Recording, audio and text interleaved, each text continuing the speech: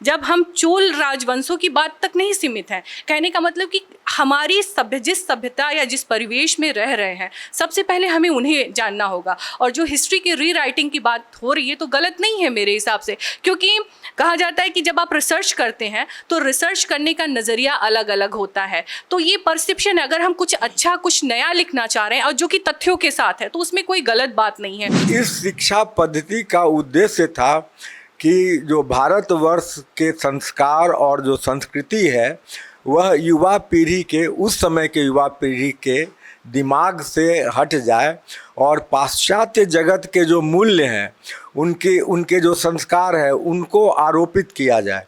तो इस उद्देश्य से उन्होंने एक शिक्षा प्रणाली लागू की जो 10 से 4 स्कूल का आवर्स होता था, जिसमें एक शिक्षक एक विषय पढ़ा के चला जाता था, दूसरा विषय पढ़ाने के लिए दूसरा शिक्षक आता था, जो हमारे प्राचीन काल के पद्धति से भिन्न था, जहाँ की एक ही शिक्षक सारे विषय पढ़ाता था। जिस समय मुगल काल की बात कर रहे हैं उस समय यहाँ पर गोस्वामी तुलसीदास जैसा बड़ा साहित्यकार था, वो कहीं इतिहास में आपको जगह नहीं पाता है। आप क्या कहना चाह रहे हैं? जिस समय पूरे के पूरे दक्षिण भारत में स्थापत्य की जो एक बहुत समृद्ध विरासत थी, जिस ओर इशारा किया अभी मैम ने, तो उसे आप इतिहास से बाहर करके रखे हुए हैं।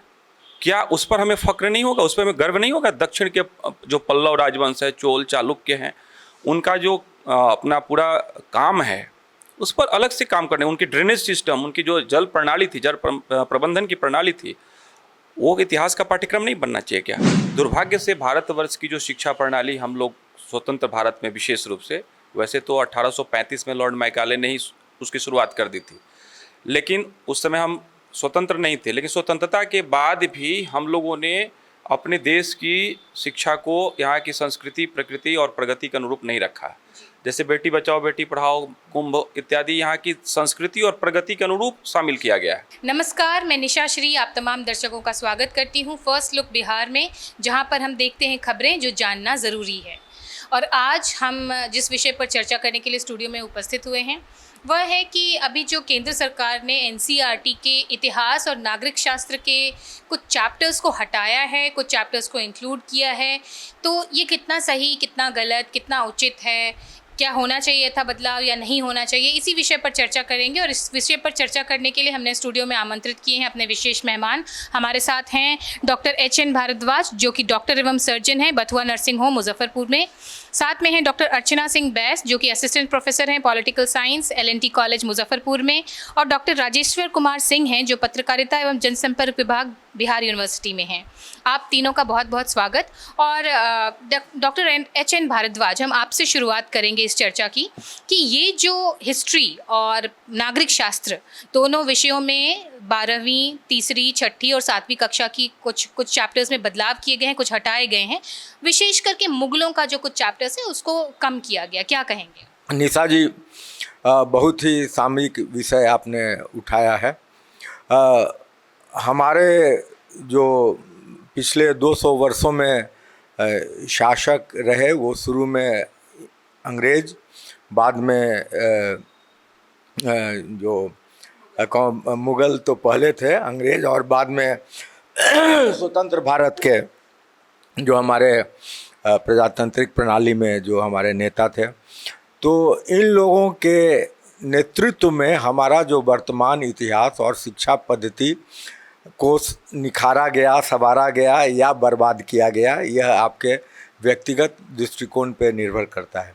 हमारे यहाँ की जो मूल शिक्षा पद्धति थी वह गुरुकुल प्रणाली थी, जिसमें एक शिक्षक के अधीन छात्र या छात्राएं शिक्षा ग्रहण करते थे।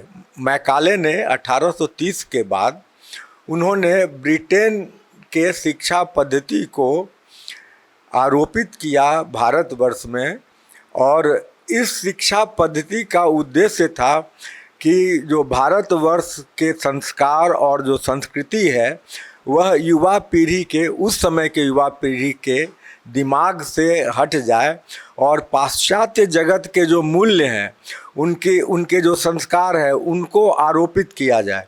तो इस उद्देश्य से उन्होंने एक शिक्षा प्रणाली लागू की जो 10 से 4 स्कूल का आवर्स होता था, जिसमें एक शिक्षक एक विषय पढ़ा के चला जाता था, दूसरा विषय पढ़ाने के लिए दूसरा शिक्षक आता था, जो हमारे प्राचीन काल के पद्धति से भिन्न था, जहाँ की एक ही शिक्षक सारे विषय पढ़ाता था या 2 या 3 शिक्षक कभी कभी मिलके। तो यह जो व्यवस्था थी, इस व्यवस्था में इस बात पर जोर दिया गया कि इंग्लिश उसमें एक कोर्स में एक विषय के तरह पढ़ाया जाए और संस्कृत को या अरबी को या फारसी को, ये सब विषय को हटा दिया जाए जो कि पहले पाठ्यक्रम में हुआ करते थे। यह अपनी संस्कृति से और संस्कारों से अलग करने का यह सबसे उत्तम तरीका था। उन्होंने फिर अंग्रेजी शिक्षा प्राप्त लोगों को ऐसे आर्थिक प्रलोभन दिए, जैसे कि ब्रिटिश गवर्नमेंट में नौकरी के रूप में, आप अगर ब्रिटेन की सरकार में नौकरी अगर करना चाहते हैं तो आपको इंग्लिश मीडियम से पढ़ाई ही होना चाहिए, इंग्लिश शिक्षा आपको होनी चाहिए, अंग्रेजी विषय में आपको प्रवीण होना चाहिए। और फिर यह चीज़ धीरे धीरे बढ़ते बढ़ते ऐसी स्थिति पे आ गई कि हम लोग हिंदी को एक उसको बल्कि निम्न स्तरीय ही नहीं, इसको वर्नाकुलर लैंग्वेज कहा जाता था या नेटिव लैंग्वेज कहा जाता था। जैसे कि कोई आदिवासी हो और वहाँ पे कोई बाहर का आदमी आए तो आदिवासियों की भाषा को हम लोग नेटिव लैंग्वेज जैसे कहेंगे। तो एक आपके मन के अंदर एक हीन भावना डाली गई स्कूल में, कॉलेजों में शिक्षा के माध्यम से, और पाश्चात्य जगत के मूल्यों को आरोपित किया गया। दुर्भाग्यवश जब हमारा देश आज़ाद हुआ 1947 में, तो सत्ता में वही लोग आए जो लोग इस इंग्लिश व्यवस्था, इंग्लिश एजुकेशन के प्रोडक्ट थे। गांधी जी की शिक्षा इंग्लैंड में हुई, नेहरू जी की शिक्षा इंग्लैंड में हुई, जितने भी इम्पोर्टेंट लीडर हुआ करते थे सब इंग्लिश मीडियम इंडिया में भी नहीं, वो इंग्लैंड में पढ़ के आए थे। तो उनके साथ भी ये कंटिन्यूड रहा। हमारे दुर्भाग्य से आज़ादी के बाद पहले 30 वर्षों में जो शिक्षा मंत्री हुए, अबुल कलाम आज़ाद, मोहम्मद करीम छागला, हुमायूं कबीर, फ़खरुद्दीन अली अहमद, नूरुल हसन, 77 तक, ये सारे के सारे इस्लामिक धर्म से आते थे और उन्होंने भी इस बात का ख्याल रखा कि हिंदुत्व को वह बहुत ही कम स्थान देते थे पाठ्य पुस्तकों में अपेक्षाकृत, और दूसरे विषयों को या दूसरे शासन तंत्र को उन्होंने ज़्यादा महत्व दिया और ग्लोरीफाई किया। तो ये 2014 के बाद जब हमारी यहाँ सत्ता बीजेपी की आई है, उसके बाद से हम लोग सब लोग महसूस कर रहे थे कि यह बदलाव एक होना चाहिए। स्कूलों में हम लोग जो अब जिस व्यवस्था में पढ़े उस व्यवस्था में हम लोग को अंधेरे में रखा गया। बहुत सारी इतिहास की बातों को हम लोग अब जाने हैं बुढ़ापे में। तो यह शिक्षा पद्धति में जो शिक्षा पद्धति नहीं, पाठ्यक्रम में जो बदलाव आया है, बहुत ही सराहनीय कदम है और यह बहुत पहले हो जाना चाहिए था, 1947 में ही होना चाहिए था, लेकिन देर आए दुरुस्त आए। जब भी हुआ यह स्वागत योग्य है। जब भी आए देर आए दुरुस्त आए, ये कहा जा रहा है। डॉक्टर अर्चना सिंह बैस, हम आपके पास बढ़ते हैं, चूँकि आप राजनीतिक विज्ञान की ही शिक्षिका हैं, तो मैं ये जानना चाहूँगी कि बहुत सारे चैप्टर्स हमसे दूर रखे गए। जब आर माधवन ने कहा कि 8 चैप्टर मुगलों के ऊपर और 1 चैप्टर में पूरा का पूरा दक्षिण साम्राज्य सिमटा हुआ था, तो ये बात युवाओं के अंदर गई और ये बात चर्चा में आ गई है। आप किस नज़रिए से? सबसे पहले सर ने जैसे मैम कहा कि जो न बोले कि जो एक पूर्वाग्रह से ग्रसित थे, पहले के ऐसे क्या कहते हैं कि रूल जो एक तरीके से शासक हुए, तो कहा जाता है ना कि सत्ता जिसकी होती है उसी की विचारधारा डोमिनेट करती है। तो आर माधवन ने जो स्टेटमेंट दिया, मेरे हिसाब से कोई गलत स्टेटमेंट नहीं है, क्योंकि बताइए हम भारत की संस्कृति के अंतर्गत रहे हैं और हम भारत की संस्कृति और सभ्यता को ही नहीं जानेंगे तो कितनी गलत बात है। और जहाँ तक दक्षिण के राजवंशों की बात है, चूँकि मेरा टॉपिक जो रहा स्ट्रेटेजिक कल्चर इन इंडिया, तो मैंने जब काम किया तो उसमें बहुत सारी चीज़ें मेरे सामने आई। पहली चीज़ें ये आई थी कि जो जॉर्ज टैनहम जो वेस्टर्न थिंकर थे, उन्होंने कहा कि इंडिया में मिलिट्री स्ट्रेटजी रही ही नहीं है। आप ये बताइए कि इंडिया का जो एक सभ्यतागत जो परिप्रेक्ष्य है कितना ब्रॉड पर्सपेक्टिव लेके चला हुआ है। अगर वहाँ की मिलिट्री स्ट्रेटजी नहीं रहती तो आज हम न्यू इंडिया का सपना नहीं देख सकते थे। जो वर्तमान समय में हमारे भारत की क्या कहते हैं मिलिट्री सुदृढ़ हो रही है, स्ट्रांग हो रही है। तो कहने का मतलब ये है कि जब हम चोल राजवंशों की बात तक नहीं सीमित है, कहने का मतलब कि हमारी जिस सभ्यता या जिस परिवेश में रह रहे हैं, सबसे पहले हमें उन्हें जानना होगा। और जो हिस्ट्री की रीराइटिंग की बात हो रही है तो गलत नहीं है मेरे हिसाब से, क्योंकि कहा जाता है कि जब आप रिसर्च करते हैं तो रिसर्च करने का नज़रिया अलग अलग होता है। तो ये परसेप्शन, अगर हम कुछ अच्छा कुछ नया लिखना चाह रहे हैं और जो कि तथ्यों के साथ है, तो उसमें कोई गलत बात नहीं है। और जहाँ तक मुगलों के इतिहास की बात है, वो पूरी तरीके से चैप्टर में समाप्त नहीं किया गया, क्योंकि ये बहुत लेंदी सब्जेक्ट था। तो उसको मुझे लगता है कि कुछ हद तक रिड्यूस किया गया है और समसामयिक विषयों को वहाँ पे स्थान दिया गया है। जी, तो मुगलों के चैप्टर को पूरी तरह से समाप्त नहीं किया गया है, कुछ समसामयिक जो चैप्टर्स हैं उनको इंक्लूड किया गया है। राजेश्वर सिंह जी, हम आपके पास आते हैं और ये जो बात हो रही है कि कुछ चैप्टर्स को रिमूव कर दिया गया और कहीं ना कहीं एक बात उठ रही है कि इतिहास को समाप्त कर रही है अभी की जो गवर्नमेंट है, आप क्या कहेंगे? नहीं, इतिहास को समाप्त करने की बात नहीं है। सही मायने में इतिहास लेखन जो होता है वह अपने अपनी दृष्टियों से इतिहास लेखन लोगों ने किया है। सही मायने में इतिहास का सही लेखन होना चाहिए, वस्तुनिष्ठ इतिहास का लेखन होना चाहिए। भारत के संदर्भ में दिक्कत ये है कि भारतवर्ष में जो भी इतिहास लेखन का काम हुआ है, या तो साम्राज्यवादी दृष्टि से हुआ है या वामपंथी इतिहासकारों ने लिखा है। राष्ट्रवादी इतिहासकारों ने जो इतिहास की पुस्तकें लिखी हैं उसे हाशिए पे रखने का काम किया गया है सरकार के द्वारा, सत्ता के द्वारा लंबे समय तक। ऐसा नहीं कि लिखा नहीं गया है और उन्हें हास्यास्पद बना कर रखा गया है। दुर्भाग्य की बात है कि पहली बार वास्तविक इतिहास को अपने पाठ्यक्रम में सम्मिलित करने का प्रयास किया जा रहा है। जब हम हिस्ट्री राइटिंग की बात कहते हैं तो सिर्फ पॉलिटिकल हिस्ट्री की बात नहीं होनी चाहिए, इकोनॉमिक हिस्ट्री है, कल्चरल हिस्ट्री है, आप उसे क्यों हटा देते हैं? जिस समय मुगल काल की बात कर रहे हैं उस समय यहाँ पर गोस्वामी तुलसीदास जैसा बड़ा साहित्यकार था, वो कहीं इतिहास में आपको जगह नहीं पाता है। आप क्या कहना चाह रहे हैं? जिस समय पूरे के पूरे दक्षिण भारत में स्थापत्य की जो एक बहुत समृद्ध विरासत थी, जिस ओर इशारा किया अभी मैम ने, तो उसे आप इतिहास से बाहर करके रखे हुए हैं।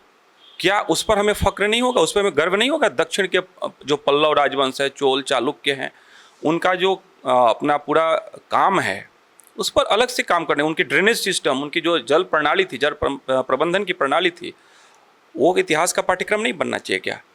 क्या सिर्फ इतिहास का मतलब मुगलों का इतिहास होता है क्या? ये एक सोची समझी रणनीति के तहत सुनियोजित तरीके से दीर्घकाल तक, और जितना नुकसान अंग्रेजों ने नहीं किया उससे बाद की जो हमारी स्वतंत्र भारत की अपनी सरकारों ने किया है, और सिर्फ वोट बैंक की राजनीति के लिया है। इसलिए सही मायने में जब 2020 में राष्ट्रीय शिक्षा नीति 2020 आई है, उसके बाद एक तरह से उम्मीद जगी थी कि कहीं ना कहीं पाठ्यक्रमों की जो विसंगतियां हैं उसे दुरुस्त करने का काम किया जाएगा। वास्तविक इतिहास है, री राइटिंग ऑफ हिस्ट्री नहीं है, this is the real writing of history है। इसलिए हम अपनी विरासत की बात करेंगे ना, हम तुर्क, पठान, मुगल, हूण, कुषाण, उनके इतिहास को पढ़ते रहेंगे क्या? उन्होंने इस देश को बनाया है। इस देश की जनता ने, इस देश की आवाम ने, इस देश की संस्कृति ने पूरे विश्व को सिखाने का काम किया है, कुछ देने का काम किया है। वह इतिहास से गायब था, किसी ने प्रश्न नहीं उठाया। भगत सिंह को आतंकवादी कहा जाता है इतिहास के पाठ्यक्रमों में, बिपिन चंद्रा के इतिहास में। जो 1857 की प्रथम स्वाधीनता संग्राम हुआ, जिसको वीर सावरकर ने लिखा, उसे कहा जाता है कि वो गदर था, बलवा था, मुट्ठी भर सिपाहियों का विद्रोह था। जिस इतिहासकारों ने उसको गदर कहा, बलवा कहा, मुट्ठी भर सिपाहियों का विद्रोह कहा, वो ठीक इतिहास था। और जिसने उसको भारत का प्रथम स्वाधीनता संग्राम कहा, वो गलत इतिहास है। क्या आप सहमत नहीं हैं? यह सही में वास्तविक इतिहास लेखन की बात हो रही है। कांग्रेस की स्थापना किस पर्पस से हुई? सेफ्टी वाल्व के रूप में हुई, किस लिए की गई, वो क्या थी? वो सही इतिहास है। और दे दी हमें आज़ादी बिना खड़क बिना ढाल, साबरमती के संत तूने कर दिया कमाल।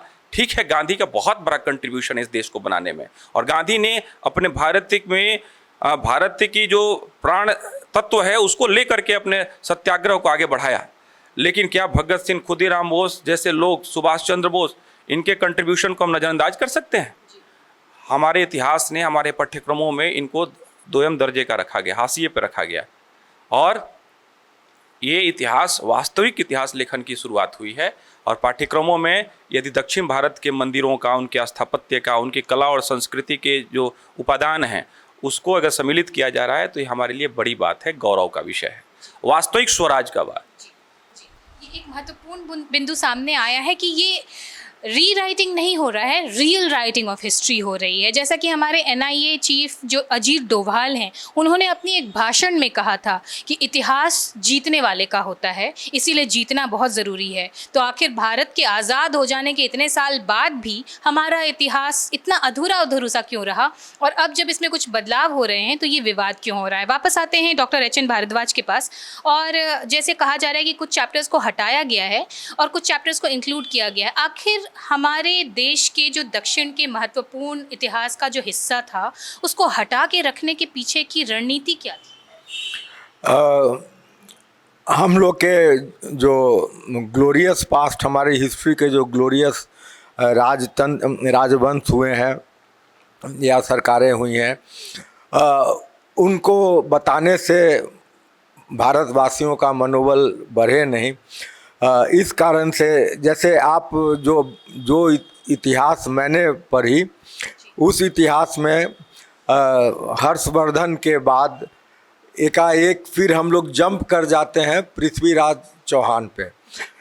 हर्षवर्धन का काल लगभग, जिस समय हर्षवर्धन हुए थे उस समय बौद्ध धर्म अपने शीर्ष पर था भारतवर्ष में, न केवल भारतवर्ष में बल्कि पूर्वी एशिया में भी, वियतनाम तक, जापान तक। तो उस 600 ईस्वी के समय से लेकर 600 जिस समय की नालंदा विश्वविद्यालय का निर्माण हुआ, उस समय से लेकर 1192 तक, जिस समय की कुतुबुद्दीन ऐबक के पहले वो मोहम्मद गोरी का जो आक्रमण हुआ, उस 600 पीरियड के कालखंड को, जो इंडिया का ग्लोरियस पास्ट था, जिसको दुनिया भारत को सोने की चिड़िया कहती थी, उसको ब्लैकआउट कर दिया गया। जितने भी दक्षिण के साम्राज्य हैं, अभी भी दक्षिण भारत के जो मंदिर हैं, उनका जो आर्किटेक्चर है, सारे के सारे मंदिर लगभग 1000 साल पुराने हैं। कोई 800 साल है तो कोई 1200 साल पुराना। और अभी भी लोग दंग हो जाते हैं कि बिना मॉडर्न टेक्नोलॉजी के, बिना कंप्यूटर ग्राफिक्स के इस तरह के आर्किटेक्चर को बनाना। जैसे कोणार्क का ही मंदिर है, उसमें उसके शीर्ष पर मैग्नेट को बैठाना। इस तरह से ज्ञान था एस्ट्रोलॉजी और एस्ट्रोनॉमी का कि एक पर्टिकुलर समय सूरज की किरणें, जो देवता थे उस मंदिर के, उसके माथे पर वो तिलक करते हुए पड़े। जैसे अभी हम लोग के राम मंदिर में भी अयोध्या में हुआ एक उस दिन, रामनवमी के दिन। तो ये सारी जो चीज़ें थी वो भारत को इसका क्रेडिट नहीं देना है। तो इन लोगों ने क्या किया है, ये जो पश्चिमी और जो इस्लामिक इतिहासकार या लेफ्टिस्ट इतिहासकार जो थे, इन्होंने इसको ब्लैकआउट कर दिया। उसके बाद क्या किया कि जितने भी मॉडर्न साइंस के चीज़ हैं वो प्रैक्टिकली सारे के सारे भारतवर्ष में वैज्ञानिकों ने खोज निकाले थे। 1600 ईस्वी में जहांगीर के शासनकाल में, मुगलों का शासनकाल सिर्फ 150 साल का रहा। 1556 में अकबर सत्ता पर बैठा, 1707 में औरंगजेब की मृत्यु हुई। मात्र 151 वर्ष का मुगलों का इतिहास है, बाकी जालसाजी है। उस 150 साल को ग्लोरीफाई करके ऐसा लगता है जैसे कि पिछले 2000 साल का इतिहास यही 150 साल में ही सिमटा हुआ हो। 1600 ईस्वी में जहांगीर के शासन के समय अंग्रेज़ों ने, फ्रेंच ने, डच ने भारत में व्यापार करने के उद्देश्य से इजाज़त मांगी कि समुद्र के किनारे के कुछ इलाके हमको जगह दिया जाए, जहाँ कि हम अपना एक स्थान बनाए, जहाँ की हम लोग प्रोडक्ट जब लाएंगे यूरोप से तो उसको स्टोर कर सकें वेयर हाउस के रूप में, जिसको कि फैक्ट्री कहा गया। इस फैक्ट्री का निर्माण 1616 ईस्वी में जहांगीर ने उसको इजाज़त दी। उसके बाद उस फैक्ट्री में शुरू में तो व्यापार चला, लेकिन बाद में व्यापार के अलावा राजनीति में और विज्ञान में या वहाँ की भारत की पुस्तकों में उन लोगों की रुचि हुई और धीरे धीरे भारत में जो उपलब्ध साहित्य था वो स्मगल होके उसको लोग अरब कंट्रीज में ले गए और भारतवर्ष के जितने भी खोज थे, जैसे कि न्यूटन का सिद्धांत, वो ऑलरेडी करक मुनि के किताबों में उपलब्ध है। अब सूर्य सिद्धांत है, उसमें जितना भी मॉडर्न कंप्यूटर का जो फंडामेंटल लॉज है वो ऑलरेडी उसमें लिखा हुआ है, सिर्फ आप क्रेडिट इंडिया को नहीं देते हैं। मैथमेटिक्स में तो खैर जीरो का क्रेडिट तो इंडिया को लोग दे रहा है, लेकिन जिसको टॉलेमी का थ्योरम बोलते हैं वो सब इंडिया के ही इतिहास मैथमेटिशियंस का दिया हुआ है। इसको वहाँ से स्मगल करके अरब कंट्रीज में ले जाया गया। अरब कंट्री ने उसको अपना कह के यूरोप में फिर ट्रांसफ़र किया और जो औद्योगिक क्रांति हुई 1700 ईस्वी के आसपास, उसका जो सबसे important single most important factor यह था कि भारतवर्ष का जो ज्ञान का भंडार था उसको स्मगल करके या पायरेट करके उसको यूरोप ले गया और यूरोप में जितनी भी विज्ञान की मॉडर्न टेक्नोलॉजी या प्रगति हुई है उस सब के मूल में कहीं भारतवर्ष का ज्ञान है, जिसको कि किसी ने क्रेडिट नहीं दिया। तो कम से कम आप, ठीक है, आपने उस ज्ञान का इस्तेमाल करके आपने उसको और आगे बढ़ाया। तो ज्ञान ऐसी चीज़ भी नहीं है जो अपने तक सीमित की जाए। ज्ञान की चीज़ ऐसी है कि बांटने से बढ़ता है। तो हम लोगों को इसमें कोई ये नहीं है कि हाँ, लेकिन कम से कम मस्त से थैंक यू इंडिया तो कहने का दायित्व तो बनता ही है। तो हम लोग का जो इतिहास है वो एग्जैक्ट क्रोनोलॉजिकल ऑर्डर में महाभारत काल से उपलब्ध है। महाभारत के युद्ध में जो युधिष्ठिर का सत्ता पर आरोहण जब हुआ था महाभारत युद्ध के बाद, जिसको जया कहते हैं, तो जया के बाद युधिष्ठिर के सिंहासन पर बैठने के समय से वो पहली तिथि उसको मानी जाती है और जिसका कि हम लोग अभी कुछ दिन पहले वो बीता था, चैत माह के पहले दिन में उसको मानते हैं। 9 वर्ष प्रतिपदा जो होती है और वह हम लोग अभी तक उसी के हिसाब से हम लोग के यहाँ शादी ब्याह जनेऊ पर्व त्यौहार सब कैलेंडर उसी के हिसाब से चलती है। और हम लोग अंग्रेजी कैलेंडर घर में टांग के रखते हैं और हिंदी कैलेंडर भूल गए हैं, लेकिन अब थोड़ा थोड़ा आने लगा है। जी, कुछ चीज़ों को तो बदलना है। और जैसा कि अर्चना सिंह बैस, हम आपके पास आगे बढ़ते हैं और आप चूँकि नागरिक शास्त्र की हैं शिक्षिका, और नागरिक शास्त्र में कुछ चैप्टर जैसे डाले गए हैं, उसमें है भारतीय राजवंश, Mahakumbh, make in India, Beti Bachao Beti Padhao, इन संदर्भों को जोड़ा गया। ये जानना क्यों ज़रूरी है? मैम इसलिए क्योंकि कहा जाता है कि जो परिवर्तन है, परिवर्तन समय के साथ परिवर्तित होना चाहिए। तो मुझे लगता है कि महाकुंभ जैसे विषयों को शामिल करना सिर्फ एक हमारा आध्यात्मिक पर्सपेक्टिव नहीं है, हम सॉफ्ट कल्चर की बात करते हैं। तो आज इंडिया में कहा जाता है कि कोई भी चीज़ें जैसे सॉफ्ट कल्चर है या फिर हार्ड कल्चर है, तो हमारी जो इंटीग्रिटी है, आप सोचिए कि जो महाकुंभ में अभी हुआ, लगभग 66 करोड़ लोगों ने वहाँ पे स्नान किया। तो ये स्नान क्यों आध्यात्मिक नहीं है? सोचिए कि हमारी इमोशंस कितने जुड़े हुए हैं एक दूसरे से। तो कहीं ना कहीं ये राष्ट्र को एकीकृत करने की भावना की ओर संदेश देता है। तो महाकुंभ जैसे विषयों को शामिल करने का उद्देश्य ये होगा कि हम छात्रों और विद्यार्थियों के मन में ये चीज़ों को डालें। एक तो पहली चीज़ आएगी कि हम राष्ट्र के प्रति समर्पित होंगे, और दूसरी चीज़ ये आएगी कि हम अपनी सभ्यता और संस्कृति के प्रति कितनी जागरूक हैं और कौन सी ऐसी चीज़ हैं जो एक दूसरे को कनेक्ट की हुई है। और जहाँ तक आपने बात की कि बेटी बचाओ पढ़ाओ की बात, तो जैसा जो समय में जो नई नई पॉलिसीज़ आ रही हैं, तो उस पॉलिसीज़ का क्या इम्प्लीमेंटेशन किस हद तक हो रहा है, इसके बारे में आज के युवाओं को जानना बहुत ज़रूरी है। कहीं ना कहीं देखा जाए तो डॉक्ट्रिन ऑफ लैप्स से ये बेटियों का के प्रति जो है वो शुरू, आप इसको देखती हैं उस कनेक्शन को? डॉक्ट्रिन ऑफ लैप्स जिसमें क्या था कि अगर पुत्र नहीं है तो उन राजाओं का जो शासन है वो अंग्रेज़ ले लेंगे। कहीं ना कहीं आप इसको देखती हैं, इसका संदर्भ कि वो बेटियों के प्रति जो एक था कि बेटी वंश नहीं है, ये कहीं वहीं से तो नहीं शुरू?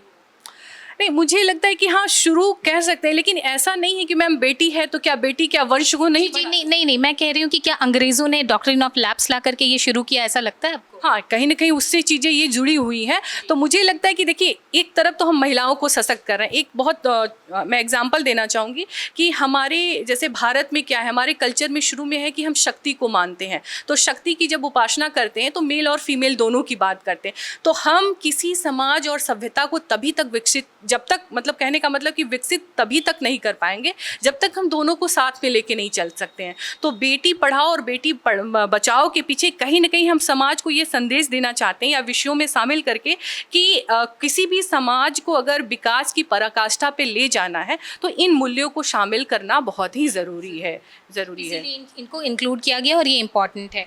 राजेश्वर जी, हम आपके पास आते हैं एक कंक्लूडिंग स्टेटमेंट के लिए कि जो अभी जो इतिहास में बदलाव किए जा रहे हैं इसमें भारतीय राजवंशों और धार्मिक स्थलों और सांस्कृतिक समारोहों को ज़्यादा जोर दिया गया है, क्या कहेंगे? सही है।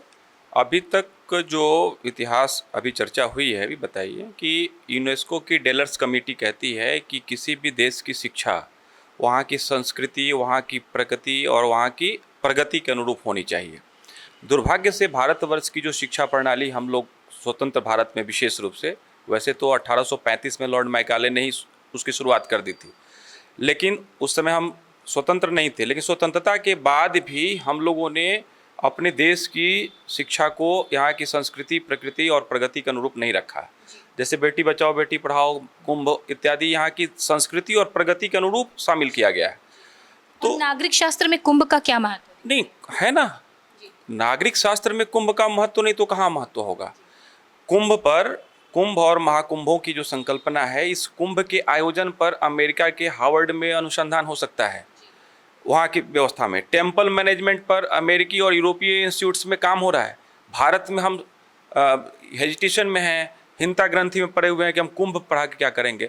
सोचना चाहिए कि 66 करोड़ आबादी एक साथ एक आयोजन में सम्मिलित हो रही है और सम्मिलित होकर चली जा रही है, और बिना किसी हिचकिचाहट के। उस प्रबंधन कौशल की तारीफ नहीं होनी चाहिए क्या? एक नागरिक के लिए, एक सिविलियन के लिए इतने बड़े आयोजन को कर ले जाना, या क्या नागरिक शास्त्र का पाठ नहीं है तो किसके लिए? इसलिए कुंभ हमारे सांस्कृतिक धरोहर तो है, मानवता का अमूर्त धरोहर है, लेकिन नागरिक शास्त्र की दृष्टि से भी वो पाठ्यक्रम में सम्मिलित किया गया है तो उसका विरोध नहीं होना चाहिए। वह हमारे देश की संस्कृति, प्रगति और प्रकृति के अनुरूप है। और एक चीज़ और, जो हम किसी भी देश की जो शिक्षा व्यवस्था होनी चाहिए वहाँ की तासीर जो होती है उसके अनुरूप होनी चाहिए। तो हमारे देश में अभी तक दुर्भाग्य से जो चीज़ें बाहर से आई हैं उनको हम लोगों ने ढोया है। अंग्रेजों ने कह दिया कि भारत तो सांप सपेरों का देश है, जादू टोने का देश है, ये तो पिछड़ा हुआ देश है, हम मान लिए।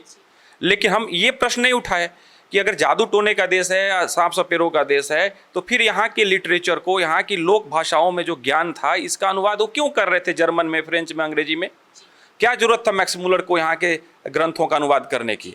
जिस समय वहाँ से यूरोसेंट्रिक नॉलेज सिस्टम के द्वारा एक नैरेटिव खड़ा किया जा रहा था भारत के ज्ञान परंपरा को हीनतर दिखाने का, उसी के बरक्स, उसी के पैरेलल यहाँ के साहित्य का जो समृद्ध साहित्य है उसका अनुवाद भी हो रहा था। वह स्थिति, उसी स्थिति का नतीजा ये है कि हल्दी उपजाते हम हैं, उसका पेटेंट अमेरिका करा ले जाता है। दुर्भाग्यपूर्ण ये है कि हम उस हिंसा ग्रंथि में फंस गए, उनके जाल में, और उन्होंने हमारे कालिदास को, मेघदूतम को और अभिज्ञान शाकुंतलम को पढ़ करके थियरी ऑफ रोमांटिसिज्म दे दिया, और हमने कहा कि वेस्ट से थियरी ऑफ रोमांटिसिज्म लेकर के हम आ रहे हैं, जबकि हमारे यहाँ कालिदास हैं, भास हैं, ऐसे ऐसे साहित्यकार पहले से विद्यमान हैं। उन्होंने स्टडी की, बहुत सिस्टमेटिक तरीके से स्टडी की, और आपको जान करके आश्चर्य हो गया कि जब आचार्य धर्मपाल जी को भारत के जो 200 वर्षों का कालखंड है, मतलब 17वीं 18वीं शताब्दी का इतिहास लिखने की जब बात आई, तो एक भी डॉक्यूमेंट्स आपके यहाँ नहीं मिला। उन्होंने जा करके अंग्रेजों के यहाँ अध्ययन की, उनके लाइब्रेरी में, वहाँ के पाठ्यक्रम में रह करके अध्ययन किया, तब जा करके उन्होंने लिखा द ब्यूटीफुल ट्री किताब उन्होंने लिखी। वो द ब्यूटीफुल ट्री है, उसमें उन्होंने बताया, गांधी जी से वो शब्द उन्होंने कोर्ट में लिया। गांधी जी ने वहाँ पर दलील दी थी वहाँ के कोर्ट में अंग्रेजों के सामने कि हमारे यहाँ शिक्षा की एक ऐसी प्रणाली थी, एक ऐसा वटवृक्ष था, रमणीय वटवृक्ष था जिसकी जड़ें काफ़ी गहराई तक थी, आपने उस रमणीय वृक्ष की जड़ें काट दी। उसी पर उन्होंने द ब्यूटीफुल ट्री किताब लिखी, वो सबको पढ़ना चाहिए। और उसी चिंतन प्रणाली को आधार बना करके, उसी शिक्षा दर्शन को आधार बना करके राष्ट्रीय शिक्षा नीति 2020 आई है, जिसके अनुरूप पाठ्यक्रमों में परिवर्तन हो रहा है। नीतिगत परिवर्तन तो हो चुका है, अब ये व्यवहारिक परिवर्तन होने शुरू हो रहे हैं। तो ये विवाद का कोई विषय नहीं है। 5 लाख से अधिक लोगों ने, शिक्षाविदों ने इसमें सहमति दी है, सबने सुझाव दिए हैं, हजारों की संख्या में वर्कशॉप देश भर में सेमिनार्स हुए हैं। उसके रिजल्ट आने के बाद स्वर्गीय कस्तूरी रंगन जी के नेतृत्व में समिति बनी थी और जो सुझाव संकलित हुए, उसके बाद ये नीति आई है 2020 में, कोरोना काल में। और अब जाकर धीरे धीरे स्टेप बाय स्टेप उसका इम्प्लीमेंटेशन हो रहा है। और वास्तव में इस देश को, भारत को विकसित भारत 2047 में हम देखना चाहते हैं, और जो हमारी ताकत थी उसके अनुरूप भारत को हम देखना चाहते हैं। तो उसमें राष्ट्रीय शिक्षा नीति एक ऐतिहासिक कदम है, भारत सरकार का मील का पत्थर है, इसका स्वागत होना चाहिए। और उसी के अनुरूप जो पाठ्यक्रमों में परिवर्तन हो रहा है, उसके अनुरूप हमें अपने मानस को ढालने की आवश्यकता है। तो जो आज चर्चा हुई उससे हमने ये जाना कि ये जो पाठ्यक्रम में बदलाव हो रहे हैं ये ज़रूरी क्यों हैं, क्योंकि कहीं ना कहीं जो इतिहास हम आज तक पढ़ रहे थे वो कॉलोनियलिज्म का बाई प्रोडक्ट था।